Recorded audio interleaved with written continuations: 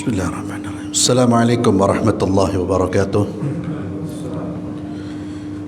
Innal hamdalillah nahmaduhu wa nasta'inuhu wa nastaghfiruh wa na'udzu billahi min shururi anfusina wa min sayyiati a'malina. May yahdihillahu fala mudilla lahu wa man yudlil fala hadiya lahu. Wa asyhadu an la ilaha illallah wahdahu la syarika lahu. Wa asyhadu anna Muhammadan abduhu wa rasuluhu la nabiyya ba'dah wa ba'd. Para hadirin jamaah salat maghrib Masjid Al-Azhar yang saya muliakan,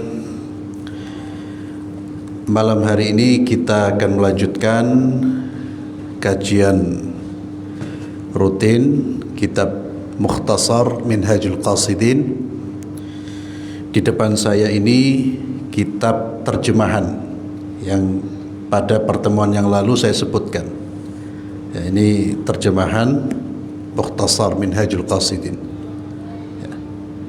Ini saya lihat terjemahannya lumayan bagus, ya, atau bagus lah. Karena buku-buku terjemahan itu tidak semuanya diterjemahkan oleh penerjemah yang bagus atau penerjemah yang punya keahlian dalam menerjemah, tidak semuanya. Maka dalam membaca buku-buku terjemahan pun harus jeli, ya, dan juga harus hati-hati. Ya, kalau kita baca buku-buku terjemahan itu harus jeli, harus hati-hati. Sekiranya ada kata-kata yang kita tidak mengerti atau kok kurang tepat, bisa ditanyakan kepada ustadz yang memang memahami kitab aslinya. Ini salah satu terjemahan yang saya dapatkan yang bagus, ya, yang terkait dengan kitab Mukhtasar Minhajul Qasidin. Tentunya tidak ada satupun kitab yang terlepas dari kesalahan, dan tidak ada satupun tulisan atau terjemahan yang terlepas dari kekhilafan. Tidak mungkin. Ya, kalau ada kesalahan pasti. Yang tidak ada kesalahan itu hanya kitabullah, hanya Al-Quranul Karim. Para hadirin yang saya muliakan, melanjutkan pembahasan tentang Kitabul Ilmi wa fadlihi wa ma yata'allaqu bih. Terakhir kita membaca hadis Nabi Muhammad sallallahu alaihi wasallam, fadlul alim 'alal 'abid ka fadlil qamari lailatal badri 'ala sa'iril kawakib. Kata Nabi sallallahu alaihi wasallam, sesungguhnya keutamaan orang yang berilmu atas ahli ibadah seperti keutamaan rembulan di malam purnama atas bintang-bintang. Keutamaan orang yang alim dibandingkan dengan yang ahli ibadah seperti keutamaan rembulan di malam purnama dibandingkan atas bintang-bintang. Ya, qamar. Kita tahu bulan yang paling indah, yang paling mencolok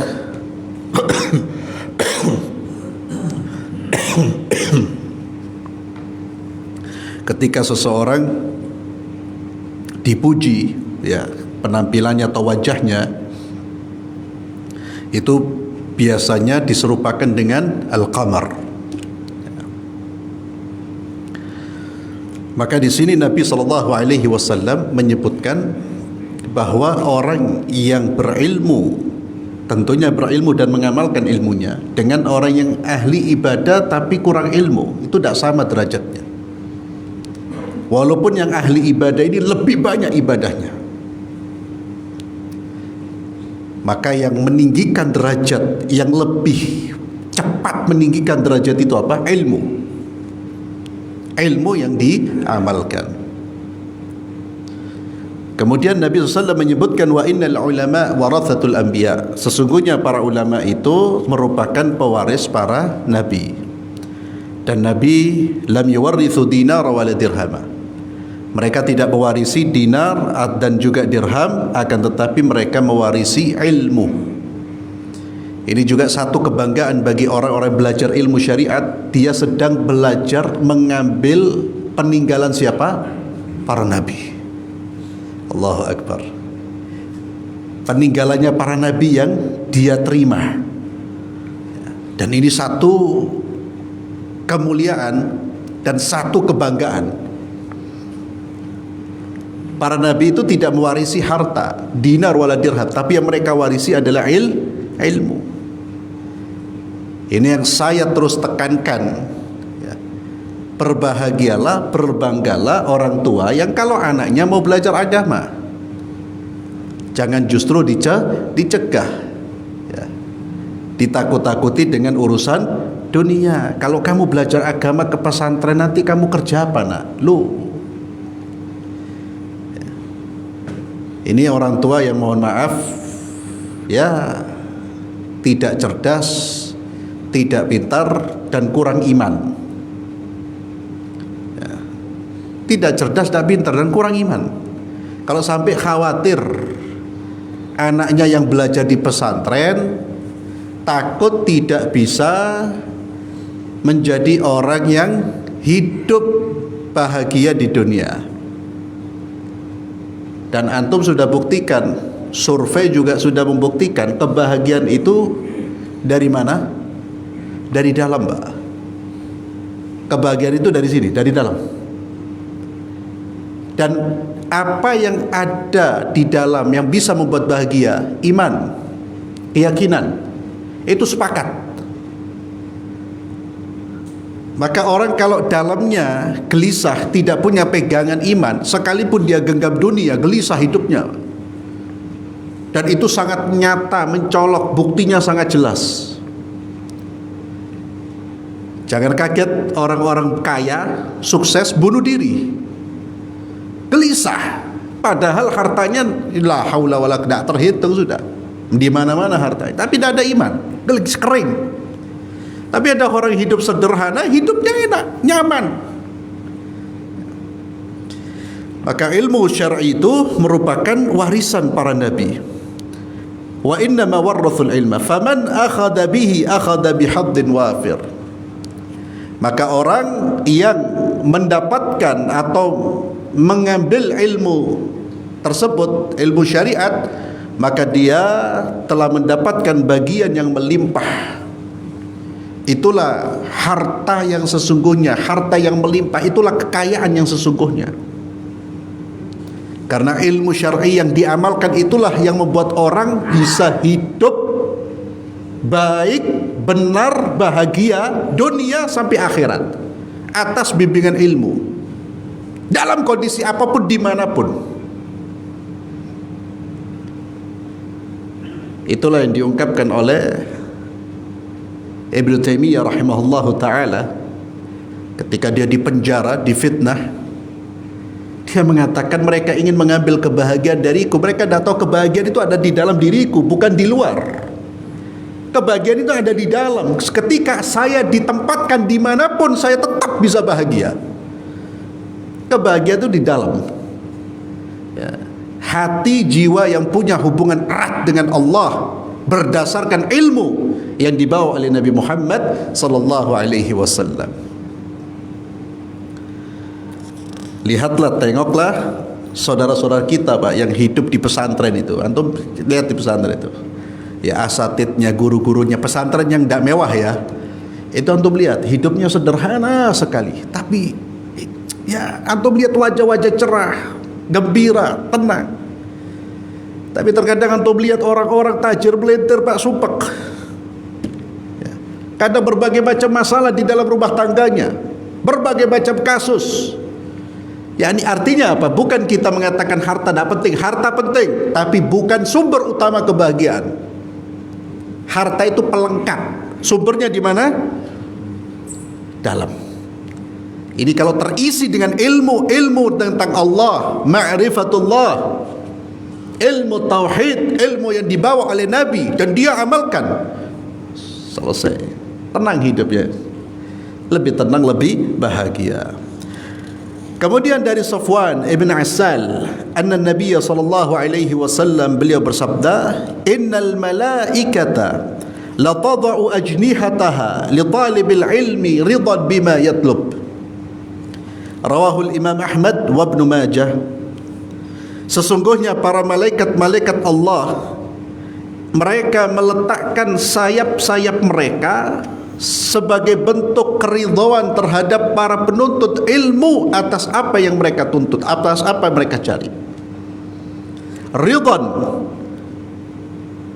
mereka menunjukkan malaikat itu, mereka menunjukkan tanda hormat, keridhaan terhadap siapa? Para penuntut ilmu. Maka mereka meletakkan sayap-sayapnya. Kita tahu bahwa malaikat-malaikat Allah itu ada yang diciptakan khusus mencari majlis-majlis zikir. Di antara majlis zikir adalah majlis ilmu. Dan itu menunjukkan mulianya majlis tersebut. Malaikat-malaikat itu turun, sayyahin, mereka keliling, cari apa? Majlis-majlis zikir, majlis-majlis ilmu. Kalau mereka menjumpai majlis tersebut, mereka turun dan mereka meletakkan sayap-sayapnya sebagai apa? Ridwan, tanda hormat kepada siapa? Orang-orang yang duduk menuntut ilmu. Mulia, orang terhormat. Siapa yang menghormati? Makhluk yang paling terhormat, malaikat-malaikat Allah. Ridwan bima yatlub. Al-Khattabi rahimahullah menjelaskan makna fi makna wad'iha ajnihataha. Apa makna malaikat itu meletakkan sayap-sayapnya? Thalathatu aqwal, ya, ada 3 pendapat. Yang pertama, malaikat-malaikat tersebut membentangkan sayap-sayapnya. yakni wada'a di sini basata. Yang kedua, bimakna atau makna dari malaikat-malaikat itu meletakkan sayap-sayapnya adalah at-tawadhu' ta'dhima li talibil ilmi. Sebagai bentuk tawadhu', sikap tawadhu' malaikat sebagai penghormatan kepada para pencari ilmu. Yang ketiga, annal murada bihi an-nuzul 'inda majalisil ilmi wa tarkit tayran. Yang dimaksud mereka meletakkan sayap-sayapnya adalah mereka turun dan bergabung di majlis-majlis ilmu dan mereka tidak terbang, wa tarkit tayran, meninggalkan terbang, artinya duduk di majlis-majlis tersebut. Dan ini sesuai dengan hadis-hadis yang lain. Nabi sallallahu alaihi wasallam bersabda, "Majtama'a qaumun fi baitin min buyutillah yatluna kitaballah wa yatadarasunahu bainahum illa nazalat alaihimus sakinah wa ghasyiyatuhumur rahmah wa haffathumul malaikah." Orang-orang yang duduk di rumah Allah mempelajari Al-Quranul Karim, membaca Al-Quran, mempelajari Al-Quran, kecuali Allah turunkan sakinah, ketenangan. Allah turunkan rahmat. Wa ghasyiyatuhumur rahmah wa haffathumul malaikah. Dan mereka dikelilingi oleh malaikat-malaikat Allah subhanahu wa ta'ala. Ya, jadi duduknya kita dah sendirian. Sekarang ini bersama dengan malaikat-malaikat Allah. Tak terlihat, tapi ada mereka. Ya. Majlis kalau bersama dengan malaikat itu membuat hati lebih tenang. Apalagi ada hadis yang lain yang menjelaskan keutamaan orang yang masuk ke masjid untuk salat berjamaah, dia menunggu waktu salat berikutnya. Itu seperti ribat, orang yang berjaga di medan perang, orang yang menjaga di perbatasan negeri, menjaga dari musuh yang menyerang. Itu satu keutamaan. Demikian pula orang yang berada di masjid untuk salat berjamaah, duduknya dia terus mendapatkan doa dari malaikat. Apa doa dari malaikat kepada mereka-mereka yang duduk di masjid setelah solat? Allahumma, selama solat dan setelah solat, malaikat mendoakan, Allahumma gfirlahu Allahumma arhamhu, ya Allah ampunilah fulan, Allahumma ya Allah rahmatilah fulan. Allahu akbar ya akhi. Ya. Itu keutamaan orang duduk di masjid, Pak. Dan nyesalnya manusia-manusia enggak mau duduk di masjid, Pak. Nyesalnya kapan? Ketika sudah mati. Ya akhi, doa dari malaikat, Allahumma gfirlah Allahumma arhamhu.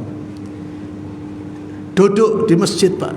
Dan sering saya singgung, duduknya kita di masjid ini kan nikmat ya, ber-AC, ada minuman, terkadang pulang dikasih hobus.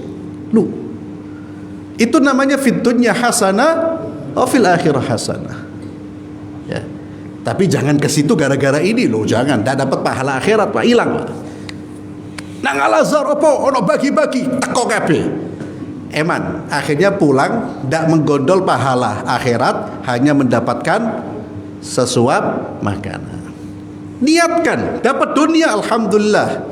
Itu namanya Rabbana atina fid dunya hasanah. Kita pengen dunia dapat, akhirat juga dapat.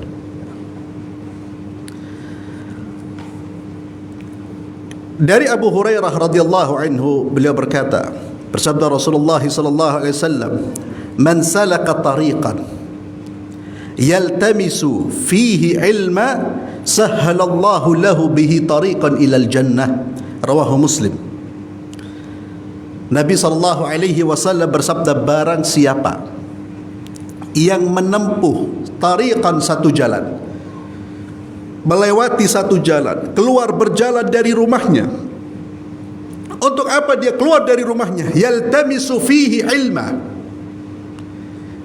Dia keluar untuk mendapatkan, mencari ilmu. Sahhalallahu lahu bi tariqan ilal jannah. Maka Allah mudahkan baginya jalan menuju surga. Allah mudahkan baginya jalan menuju surga. Karena dia di dunia mencari jalan menuju pintu surga, Pak. Orang belajar ilmu agama ini kan tujuannya ini apa? Masuk surga. Dapat petunjuk agar masuk, bisa berjalan di jalan yang benar. Maka dengan niatnya dan usahanya, Allah betul-betul di akhirat meringankan dan memberi jalan langsung menuju surga. Ini juga bermakna apa? Jalannya kita ke masjid, ke tempat-tempat ilmu, itu merupakan ibadah yang besar fadilahnya, sehingga meringankan jalan kita menuju mana? Surga Allah subhanahu wa ta'ala. Ya Allah, apalagi niatnya banyak ya. Kita keluar dari masjid, kita niat salat berjamaah, kita niat i'tikaf. Ini kan i'tikaf ini. Kita niat untuk mendengarkan ilmu, berbagai macam niat. Luar biasa fadilahnya. Dan tidak hanya ma'asyiral muslimin, kita duduk pengajian ini paling lama berapa sih? Setengah jam ya, paling lama mungkin 1 jam saat sholati. Tapi fadilah Allahu Akbar yang luar biasa, Pak. Memang tidak kelihatan, pahala itu kan tidak kelihatan, ya. Itu yang bisa melihat pahala itu apa? Iman. Iman itu yang bisa merasakan tingginya nilainya pahala. Kalau orang lemah iman, tak ada apa-apa. Ono gule baru ono apa-apa. Karena dia terbiasa melihat dunia, tidak ada iman. Makanya orang-orang yang beriman ketika mendengar hadis Nabi SAW, 2 rakaat sebelum subuh itu lebih baik daripada dunia dan seisinya. Orang beriman itu sadar, loh, besar fadilahnya ini. Tapi bagi orang yang kurang lemah imannya, yang terbiasa melihat materi dan mengukur segala sesuatu dengan materi, dengar hadis itu tidak tergerak dia. 2 rakaat sebelum subuh lebih baik daripada dunia dan seisinya. Tidak tergerak. Maka yang melihat itu iman kita. Dan itulah ujian keimanan. Allah tidak memperlihatkan berbagai macam pahala, tidak diperlihatkan, hanya diinformasikan. Bagi orang beriman, informasi itu seolah-olah terlihat di depan matanya. Semakin kuat imannya, semakin kelihatan besarnya fadilah. Tapi bagi orang-orang lemah iman, ya, seperti ucapan-ucapan yang gak ada nilainya. Hadalah ya akhi, ini hadis-hadis ya Allah yang kita baca tentang keutamaan ilmu itu luar biasa, Pak. Allah mudahkan jalan menuju surga. Malaikat duduk bersama dengan mereka, mendoakan mereka. Belum lagi sakinah yang Allah berikan, ketenangan. Belum lagi rahmat yang Allah curahkan. Dan luar biasanya orang duduk di majlis ilmu, majlis zikir apa? Wa dzakarahumullah fi man indah. Allah memuji-muji mereka di sisi Allah. Siapa memuji Allah Azza wa Jalla? Kemudian waruya anhu sallallahu alaihi wasallam, kata ruya ya. Kalau ulama dalam ilmu hadis, kalau disebutkan ruya, diriwayatkan, itu memberikan isyarat hadisnya lemah. Ya, jadi ulama itu kalau menyebut hadis lemah itu biasanya dengan ruya, diriwayatkan. Sallallahu alaihi wasallam, man ja'ahu al-mautu wa huwa yatlubul ilma liyuhyiya bihi al-islam kana bainahu wa bainal anbiya fil jannah darajatun wahidah. Barang siapa yang datang kematian, yang kematian mendatanginya, sedangkan ketika kematian mendatanginya dia sedang menuntut ilmu, dan dia menuntut ilmu dengan niat untuk menghidupkan Islam, maka derajat orang ini dengan para nabi hanya terpaut 1 derajat. Namun hadis ini lemah. Dalam catatan kaki disebutkan dhaif, rawahu Darimi, dan ada keterangan di sini. Namun ikhwani fillah, merujuk kepada ayat yang kita baca sebelumnya, Allah mengangkat derajat orang berilmu dan beriman. Demikian pula ucapan Abdullah bin Abbas yang sudah kita baca di pertemuan pertama, di mana beliau mengatakan lil ulama darajat fauqal mu'minin. Para ahli ilm, ulama itu memiliki derajat lebih tinggi dibandingkan orang-orang mukmin yang lain dengan 700 derajat. Antara 2 derajat itu sejauh di perjalanan 500 tahun. Kemudian wa kana ba'dul hukama yaqul, sebagian ahli bijak mengatakan, hukama orang-orang bijak, wa kana ba'dul hukama yaqul, sebagian ahli bijak mengatakan, laita syi'ri ayyu syai'in adrak man fatahu al-ilm wa ayyu syai'in fata man adraka al-ilm. Mereka orang bijak itu mengatakan, laita syi'ri, duhai gerangan diriku, apa yang didapatkan oleh orang yang tidak mendapatkan ilmu. Ayyu syai'in adrak man fatahul ilm, apa yang didapatkan orang yang tidak mendapatkan ilmu. Artinya apa? Orang yang tidak mendapatkan ilmu, apa yang didapatkan selain ilmu itu tidak ada nilainya. Kalau dia mendapatkan segala sesuatu tapi tidak ada ilmu, dia seolah-olah tidak mendapatkan apa-apa. Namun sebaliknya, orang yang mendapatkan ilmu tapi tidak mendapatkan yang lain, dia sudah mendapatkan segala sesuatu. Karena dia mendapatkan bekal yang termahal, warisannya para nabi, warisannya para rasul. Ini kata orang bijak, ayyu syai'in adrak man fatahul ilm wa ayyu syai'in fata man adrakal ilm. Maka bukan kebanggaan orang punya ini dan itu tapi nihil, ilmunya kosong, tak ngerti tentang apa-apa terhadap urusan agamanya, tentang sholatnya nggak ngerti, urusan agamanya nggak ngerti, urusan tauhidnya nggak ngerti. Maka kata ahli bijak, dia sedang tidak punya apa-apa sebetulnya, karena dia kehilangan sesuatu yang termahal dalam hidup, bimbingan, tuntunan, pedoman. Dan sebaliknya, orang yang punya ilmu, maka dia sudah menggenggam segala sesuatu. Wa min fadailit ta'lim. Kemudian Syekh rahimahullah melanjutkan dengan keutamaan ta'lim. Ta'lim mengajarkan ilmu. Dan kita semua punya kesempatan ya, mengajarkan ilmu itu bisa dari guru ke murid, orang tua ke anak, kawan ke kawan, tetangga ke tetangganya, bisa melalui lisan, sekarang bisa melalui medsos, bisa melalui WhatsApp, bisa melalui Facebook, sarana-sarana yang itu menjalin atau menghubungkan kita dengan saudara-saudara kita. Manfaatkan untuk ta'lim, karena fadilahnya besar. Jadi belajar itu ada fadilahnya, mengajarkan ilmu juga fadilah. Ma akhrajahu fi sahihain an Sahal bin Sa'ad radhiyallahu an anna Rasulullah sallallahu alaihi wasallam qala li Ali radhiyallahu anhu la an yahdiyallahu bika rajulan wahidan khairul laka min an yakuna laka humrun na'am. Kata Nabi sallallahu alaihi wasallam, jika Allah Azza wa Jalla memberikan hidayah kepada seseorang melalui dirimu, li ayyahdiyallahu bika rajulan wahidan, jika seseorang memberikan hidayah melalui dirimu, khairul laka, itu lebih baik daripada unta-unta mereka yang kamu miliki. Humrun na'am, unta-unta merah itu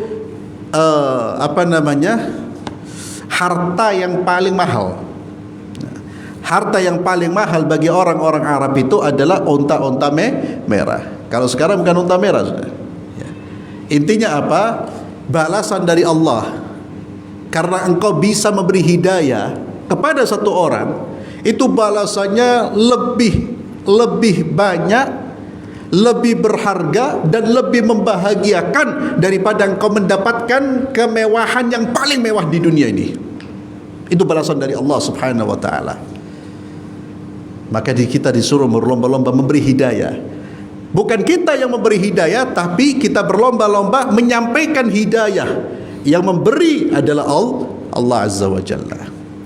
Ini kesempatan ikhwan fillah ya, maka antum yang sekarang memanfaatkan teknologi kecanggihan, manfaat untuk dakwah. Manfaat untuk dakwah ya akhi. Kirim pesan-pesan yang baik, kirim nasihat-nasihat, kirim dakwah, hal-hal yang bernilai dakwah, ayat-ayat Allah, kalam Rasul sallallahu alaihi wasallam. Ya. Sebarkan terus, sebarkan. Jangan kirim berita-berita yang enggak jelas. Apalagi zaman sekarang, saat-saat ini berita-berita apa? Politik, ya Allah, wis ngeluh gitu orang. Belum tentu benar, belum tentu bermanfaat. Analisis fulan, analisis alan, la haula wala quwata illa billah.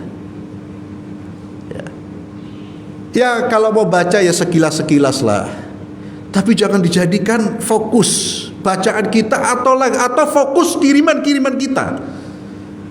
Pokoknya datang dari si fulan, wis pasti urusan hadza. Ya, manfaatkan dakwah. Umat ini butuh dakwah. Banyak saudara-saudara kita yang belum tersentuh hatinya untuk apa? Untuk salat berjamaah di masjid. Banyak saudara-saudara kita yang belum tersentuh hatinya untuk berakrab-akrab dengan Al-Quran. Banyak saudara-saudara kita yang hatinya masih keras sehingga bermusuhan dengan saudara-saudaranya yang lain. Itu problem yang perlu kita selesaikan bersama. Dakwah. Saudara-saudara kita yang belum tersentuh hatinya untuk bisa melaksanakan salat berjamaah. Bahkan jangankan salat berjamaah, salat 5 waktu saja belum dikerjakan. Itu banyak di sekitar kita. Lo bicaranya dukur-dukur. Jangan terlalu dukur itu tinggi, jangan terlalu tinggi-tinggi, Pak. Dakwah. Ya itu perlu dibicarakan, urusan pemimpin perlu, tapi porsinya. Dan yang dibicarakan itu yang bermanfaat, bukan yang tidak bermanfaat. Bukan urusan fitnah, bukan adu domba lah. Eman, kenapa? Eman, saya katakan eman itu sayang. Kenapa? Karena kita ini punya kesempatan untuk meraih pahala dengan jalur dakwah, tapi tidak kita gunakan. Justru kita gunakan sarana-sarana yang menjadi kemudahan kita untuk berkomunikasi, kita gunakan justru untuk hal-hal yang tidak bermanfaat. Bahkan terkadang gak ada nilai pahalanya. Tidak ada nilai pahalanya. Maka gunakan untuk dakwah ikhwan. Subhanallah, kalau umpamanya kita ngirim kiriman lalu ada orang tersentuh, Pak. Atau terkadang mungkin tulisan-tulisan yang menyentuh, yang mengajak orang kepada kebaikan, orang tersentuh. Fadilahnya luar biasa. Bahkan itu nanti bisa menjadi amal jariah. Sebagaimana sabda Nabi kita Muhammad SAW bahwa idza mata ibnu Adam inqata amaluhu illa min thalath. Kalau anak Adam meninggal dunia, maka seluruh amalnya terputus kecuali dari 3 hal. Salah satunya apa? Ilmun yuntafa'u bihi. Ilmu yang dimanfaatkan. Kita ngajarkan ilmu dengan sarana apapun, Pak. Bicara atau lisan, atau antum tidak mengajarkan tapi memberi fasilitas. Terselenggaranya kajian, Allahu Akbar, masuk dalam orang-orang yang berdakwah di jalan Allah Subhanahu wa ta'ala. Kemudian Abdullah bin Abbas berkata, innal ladzi yu'allimu an-nas al-khaira tastaghfir lahu kullu dabah hatta al-hut fil bahr.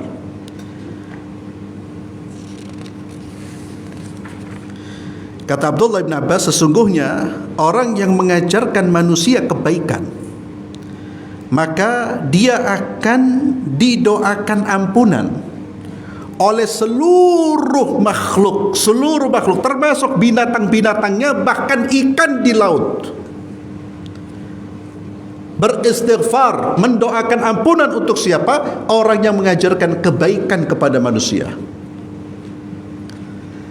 Dan riwayat ini juga diriwayatkan dari Nabi Muhammad sallallahu alaihi wasallam. Artinya perkataan Nabi Muhammad sallallahu alaihi wasallam bahwa orang-orang yang mengajarkan kebaikan, mereka akan mendapatkan doa, mereka akan dimintakan ampunan oleh makhluk Allah, bahkan ikan pun mendoakan.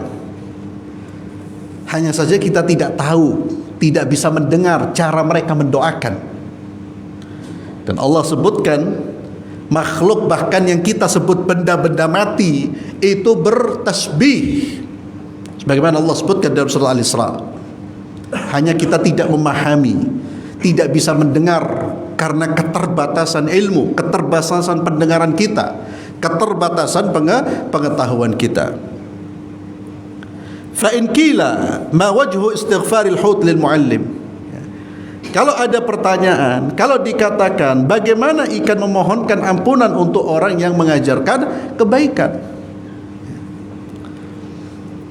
maka dijawab anna naf'al ilm ya'ummu kulla syai'in hatta al-hut.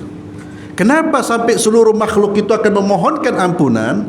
Karena manfaatnya ilmu itu ya'ummu kulla syai'. Manfaat ilmu itu akan atau memberikan manfaat kepada segala sesuatu. Segala sesuatu akan mendapatkan manfaat dari ilmu, bahkan ikan yang ada di laut. Fa innal ulama arafu bil ilmi ma yahillu wa yahrum. Sesungguhnya ulama itu mereka mengetahui dengan ilmu, mereka tahu dengan ilmu apa yang dihalalkan, apa yang diharamkan. Ulama wa awsau bil ihsan ila kulli syai'in hatta ila al madhbuh wal hud.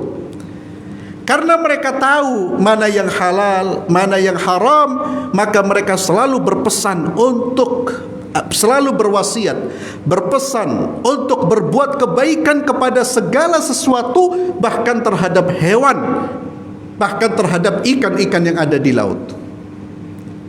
Ulama itu kan menyampaikan pesan-pesannya Nabi. Nabi menyampaikan pesan-pesan kebaikan, sehingga pesan-pesan itu membuat manusia tidak berani menyakiti hewan, tidak berani berbuat zalim kepada hewan. Maka hewan pun merasa aman dari tangan-tangan manusia. Sampai hewan yang mau disembelih pun, hewan yang mau disembelih, yang mau kita makan dagingnya, yang mau dibakar dagingnya, diperintahkan untuk disembelih dengan cara yang terbaik dan dengan cara yang lebih menyaman bagi hewan tersebut.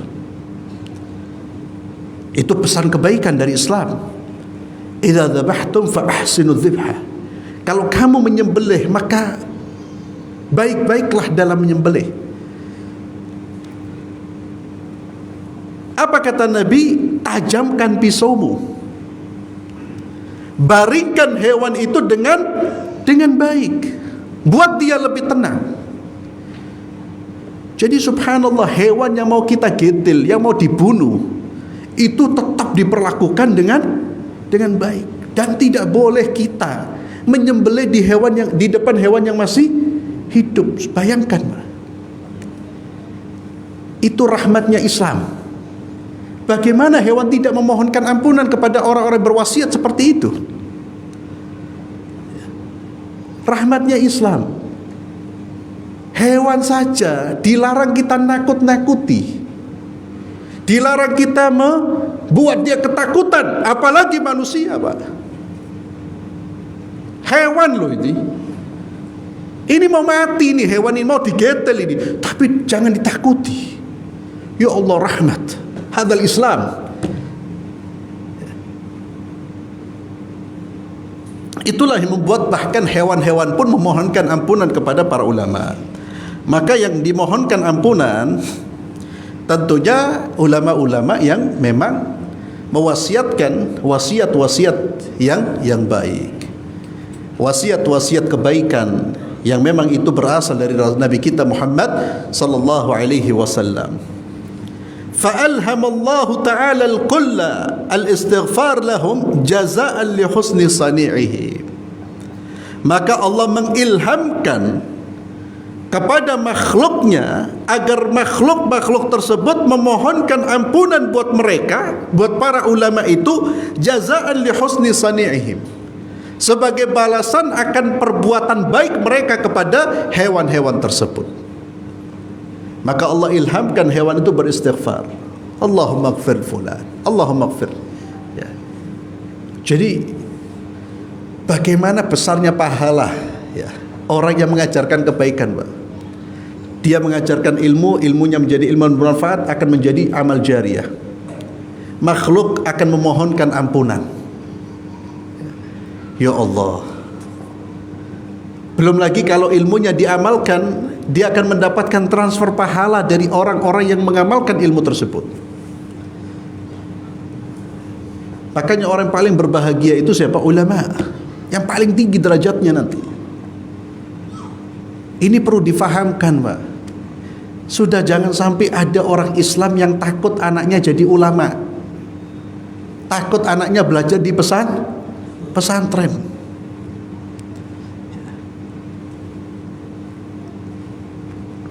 Kemudian dari Abu Musa al-Asy'ari radhiyallahu tabaraka wa ta'ala, dari Abu Musa radhiyallahu anhu qala Rasulullah sallallahu alaihi wasallam, Nabi Muhammad sallallahu alaihi wasallam bersabda, inna mathala ma ba'athani Allah bihi min al-huda wal ilmi kamathali ghaithin asaba ardan فكانت منها طائفة طيبة قبلت الماء فأنبتت الكلأ والعشب الكثير وكان منها أجادب أمسكت الماء فنفع الله بها الناس فشربوا وسقوا وزرعوا وأصاب منها طائفة أخرى إنما هي كيعان لا تمسك ماء ولا تنبت كلأ فذلك مثل من فقه في دين الله ونفعه الله بما بعثني به فعلم وعلم ومثل من لم يرفع بذلك رأسا ولم يقبل هدى الله الذي أرسلت به akhrajahu fi as-sahihain.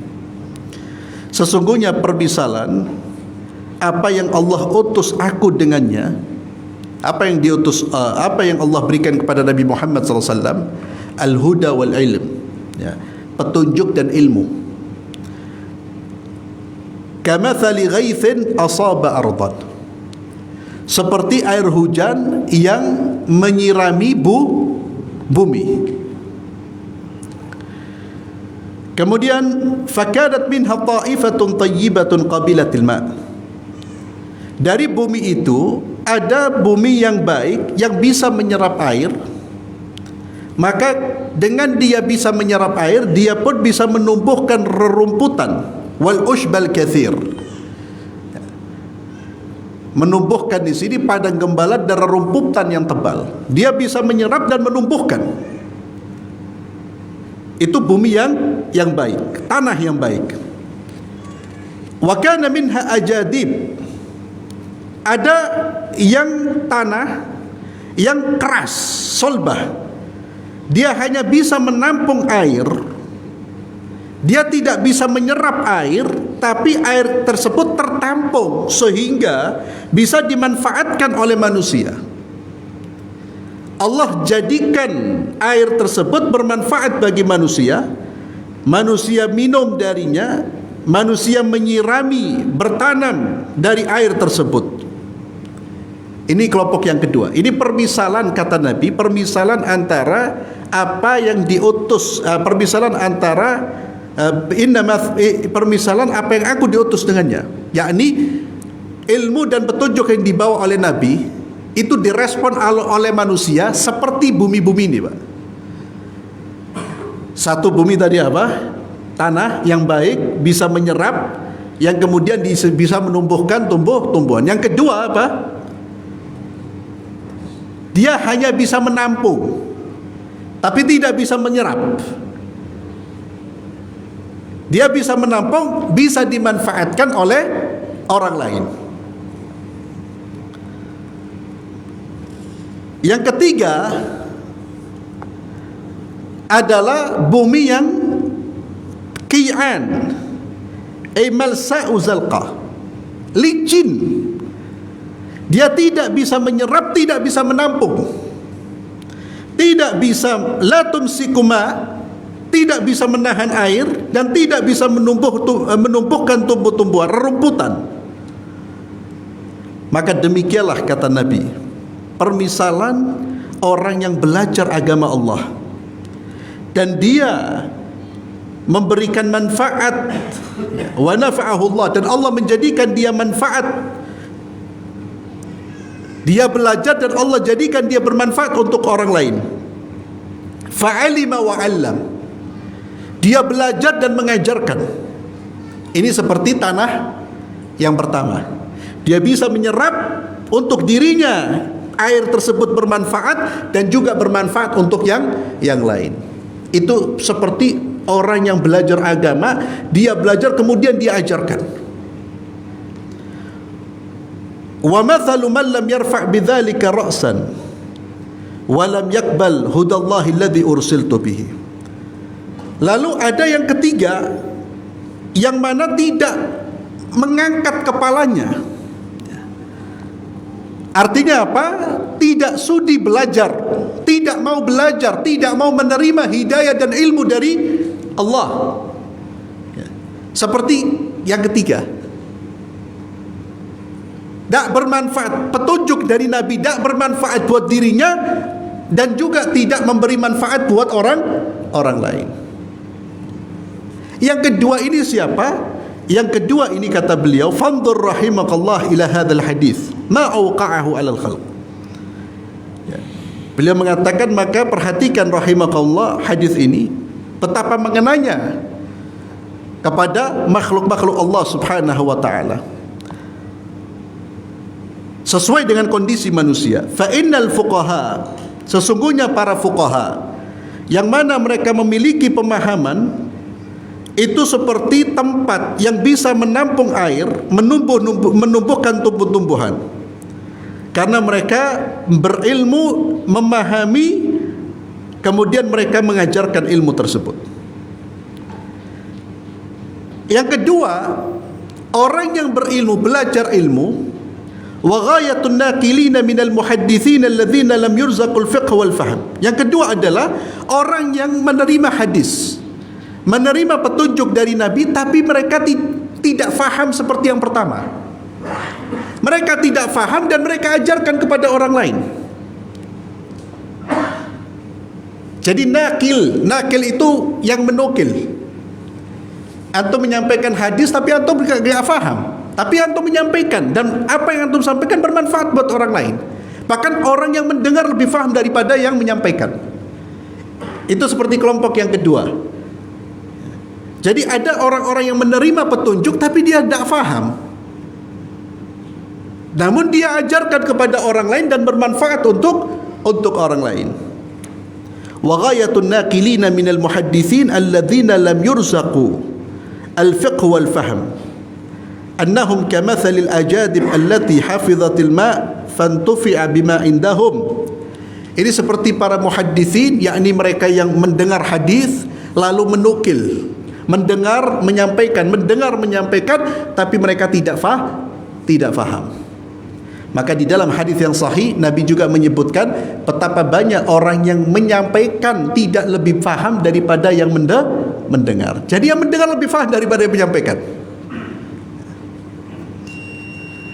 Yang ketiga, ini manusia-manusia yang paling sengsara, Pak. Yaitu mereka-mereka yang tidak ada keinginan untuk menerima ilmu yang datang dari Rasulullah. Allahu Akbar. Lam yarfa' ra'san, tak mengangkat kepalanya, tak ada ketertarikan, Pak. Ada majlis ilmu lari, ada majlis, ada penyampaian hadis lari. Bahkan kalau terpaksa datang seperti khutbah Jumat, datang paling telat, lagi sampai boleh datang. Jadi tidak ada keinginan untuk dengar apa maqala Allah wa qala Rasul, tidak ada. Tapi urusan dunia, sami'na wa ata'na hadza. Allahu Akbar. Ini kelompok yang ketiga yang paling sengsara. Ya.